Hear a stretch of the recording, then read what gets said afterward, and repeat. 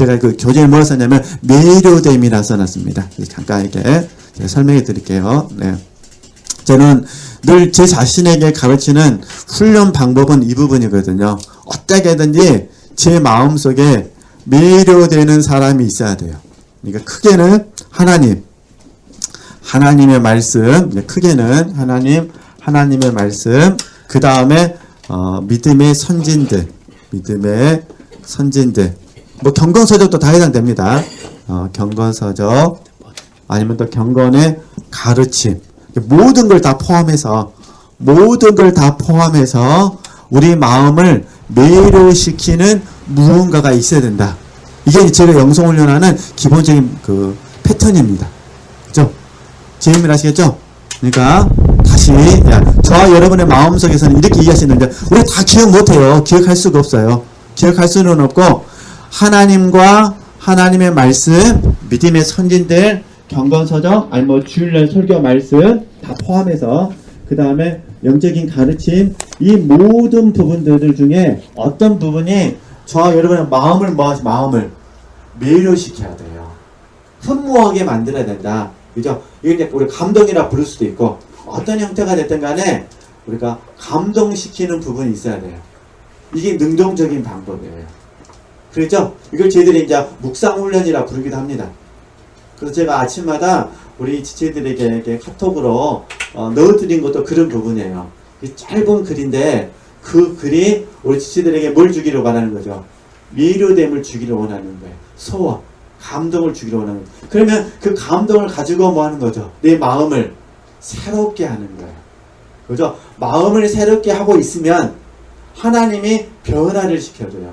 내가 변화되는 것이 아니라 하나님께서 변화시켜 주세요. 하나님의 생각을 가르쳐 주시고 하나님의 마음을 가르쳐 주시고 하나님의 뜻을 가르쳐 주세요. 그죠? 그게 뭐냐면 주님은 우리 마음 안에 계시니까. 그죠? 그 마음 안에 계신 주님이 우리를 가르치시거나 생각나게 하시는 거죠. 근데 문제는 뭐냐면 내 마음이 새롭게 하려고 하지 않으면 그 역사는 일어나지가 않아요.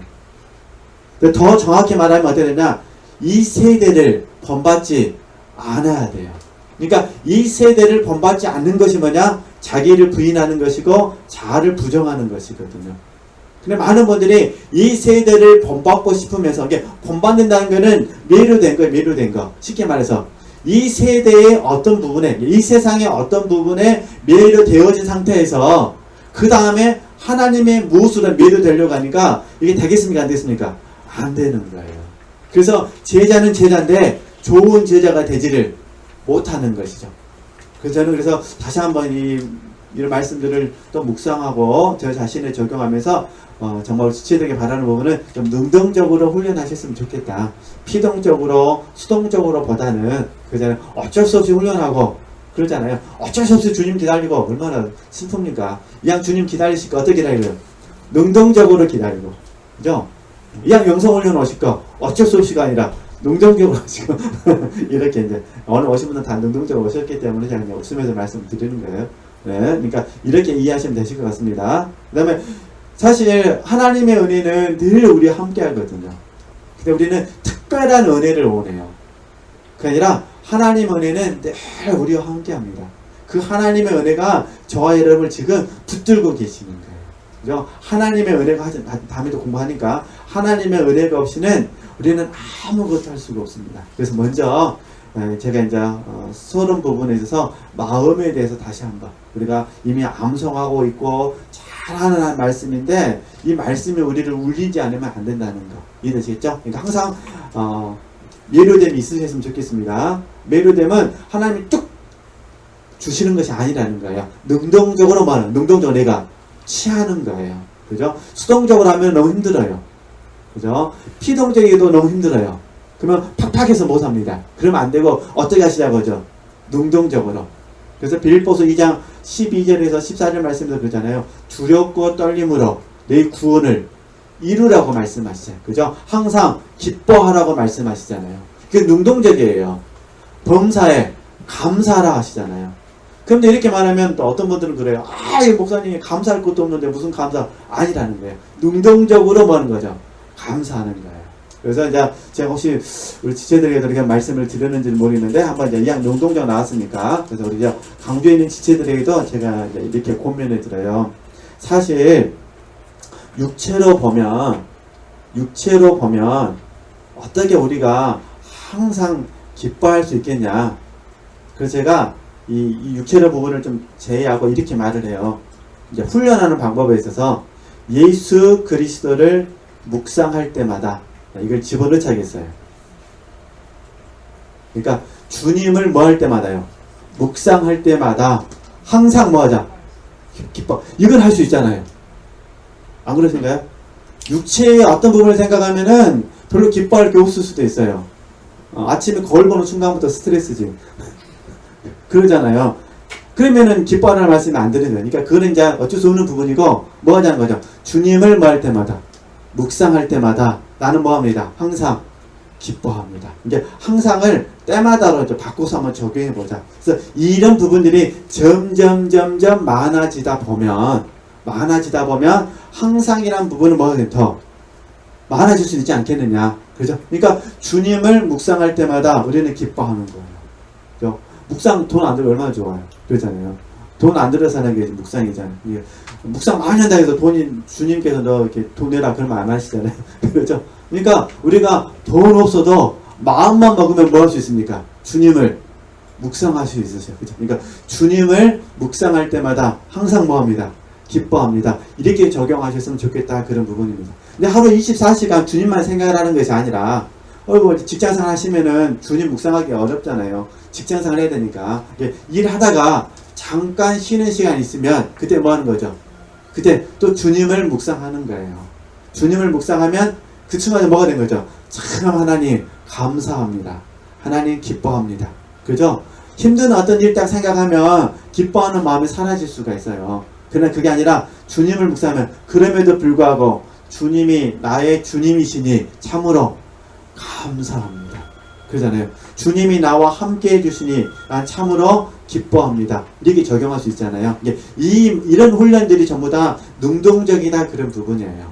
의무라든가 법으로 이해하지 마시고 율법적으로 이해하지 마시고 지금 아시겠죠? 그게 아니라 하나님을 막 사랑하고 싶고 주님의 좋은 제자가 막 되고 싶은 그 마음이 있으시니까 이 마음을 가지고 이렇게 적용해 보자는 거죠. 그러니까 내가 그냥 죄 지었습니다. 내가 난 좋은 제자가 아닙니다. 이렇게 적용하시면 안 되고 하나님 내가 계속해서 더 나은 제자가 되도록 먹이겠습니다. 훈련하겠습니다. 더 좋은 제자가 되기 위해서 열심히 이 길 달려가겠습니다. 언제까지요? 주님 다시 오실 때까지. 그죠? 그래서 오늘을 사는 거예요. 오늘 주님이 안 오셨어요. 그럼 어떻게 살아야 될까요? 주님께서 기뻐하시는 자가 되기 위해서 힘을 쓰는 거예요. 그래서 제가 이제 나중에 다시 정리해 드리겠습니다만 큰 주제 하나가 뭐냐면 힘쓰입니다. 힘쓰. 그러니까 내가 지금 힘쓰고 있다는 것을 알아야 된다는 거예요. 그러니까 결과를 생각하지 말고 내가 지금 힘쓰느냐 힘쓰지 않느냐가 중요한 거예요. 사실 육체노동을 하고 나서 직장생활 하고 나서 저녁에 식사도 하시고 샤워도 하시고 이래서 다 차분한 마음으로 딱 묵상하려고 성경책을 폈어요. 그럼 잠이 올까요? 감동이 올까요? 통상적으로는 잠이 오는 게 정상이죠. 그리고 잠 오니까 내일부터는 성경책 안 펴야겠다. 그럼 될까요? 안 될까요? 안 되는 거예요. 잠 오더라도 뭐 해야 될까요? 묵상하기를 뭐 하는 거죠? 힘쓰는 거예요. 5분을 하더라도 1분을 하더라도 3분을 하더라도 했다는 것이 뭐 하는 거죠? 중요한 거죠. 이게 힘씀이에요. 기도도 마찬가지예요. 내가 1시간씩 기도 못하고 30분씩 기도 못한다 하더라도 내가 기도하려고 하는 마음을 가졌다는 게 중요하죠. 그러잖아요. 이렇게 가시면서 힘쓰는 훈련을 하시는 거죠. 이렇게 하다 보면 30분이 1시간이 될 수가 있고 1시간이 1시간 반이 될 수가 있고 그러는 거죠. 어쨌든 그렇게 하시고 우리 지체들께서 한번 해보시는 겁니다. 주님을 묵상할 때마다 나는 뭐합니다? 기뻐합니다. 범사도 마찬가지예요. 주님을 묵상할 때마다 난 주님께 뭐합니다? 감사합니다. 그러면 이제 범사가 점점 넓혀지겠죠. 육체까지 들어갈 수 있었으면 좋겠어요. 그러잖아요. 좀 더 지나면 게 기도도 마찬가지예요. 주님을 묵상할 때마다 매료가 되니까 내가 기도할 수 있잖아요. 그죠? 근데 어떤 분들은 매료되어져서 열심을 내시는 분도 있는데 어떤 분들은 꼭 이렇게 책망을 받아야 아마도 열심히 내시는 분도 있어요. 그게 라오디아 교회죠. 이게 라오디아 교회는 수동적인 교회예요. 피동적인 교회죠. 책망을 받아야 돼요.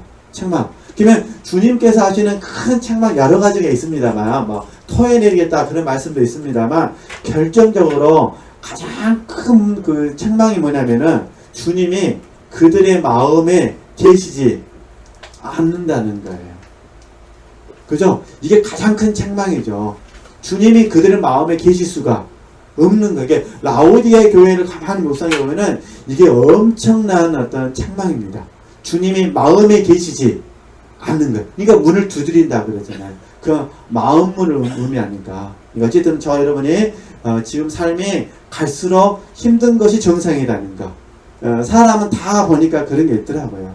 점점 이렇게 갈수록 건강해진다는 것은 거짓말인 것 같아요. 갈수록 건강해진다는 것은 거짓말인 것 같고, 단지 건강을 유지하거나 아니면 스스로가 일을 줄여서 일의 규모를 만들어 가시는 것 같아요. 그러니까 세상을 바라보거나 내 육체를 바라보면 사도 바울의 말씀이 딱 맞죠. 겉사람은 후패하나. 이게 사도 바울은 겉사람이 후패하는 것들을 바라보면서 불평하지 않잖아요. 뭘 바라보냐면 속이 새로워지는 걸 보잖아요. 이게 제가 조금 전에 말씀했던 그대로입니다. 자, 사도 바울은 알았어요. 뭘 알았냐? 첫 번째, 본인 마음이 지금 새로워짐을 알았어요. 이해되시겠죠? 이게 본인 마음이 새로워지는 것을 아는 거예요. 근데 여기에 뭐가 있을까요? 그러니까 낙심하지 않는 거죠. 그냥 마음이 새로워지니까 얼마나 하나님께 감사하겠어요. 그리고 궁극적으로는 의의 면류관이 자기에게 준비되었다는 걸 알았어요. 그러니까 본인 아는 거예요. 의의 면류관을 내가 쓸 날이 점점 가까웠다. 그러니까 여기 얼마나 감사가 있겠어요. 그러잖아요. 그래서 이제 나중에 사도 바울이 뭐라 말하냐면, 과거에도 지켜주신 하나님께서 지금도 지켜주시고 앞으로도 지켜주실 것이다. 이렇게 고백을 하죠. 왜냐면 그는 항상 의의 면류관이 자기의 준비됐다는 것을 알고 있었으니까. 그러잖아요. 근데 사도 바울이 대단히 우리에게 축복해 주잖아요. 주님 다시 오심을 사모하는 모든 사람에게 의의 면류관이 준비되어 있다. 문제는 저와 여러분이 내가 주님 앞에 쓸 의의 면류관을 알고 있느냐, 알고 있지 못하느냐의 문제죠. 만약에 알고 있다면 우리는 어떤 말을 알고 있다면 우리도 여전히 감사와 기쁨이 있겠죠. 그러잖아요. 네. 근데 그걸 알 수 있도록 도와주는 것이 뭐냐? 마음이거든요. 그래서 마음 눈이 밝아져야 돼요. 마음 눈이 밝아져야만 이게 보입니다. 내가 마음 눈이 밝아져야 내가 새로워진다는 걸 알 수가 있고 의의 면류관이 보이는 겁니다. 그래서 우리가 하나님께 기도하실 때 마음을 새롭게 해달라고도 기도하셔야 되지만, 또 하나는 마음 눈을 밝혀달라고 기도해 주셔야 됩니다. 그죠? 이렇게 한번 적용해 보도록 하겠습니다. 자, 그러면은 교재로 가서요. 이제 메로됨을 설명하려다가 지금 여기까지 제가 왔습니다. 메로됨. 그러니까 메로됨이 되죠. 메로됨이 있어야 마음을 우리가 더 새롭게 할 수 있다는 거.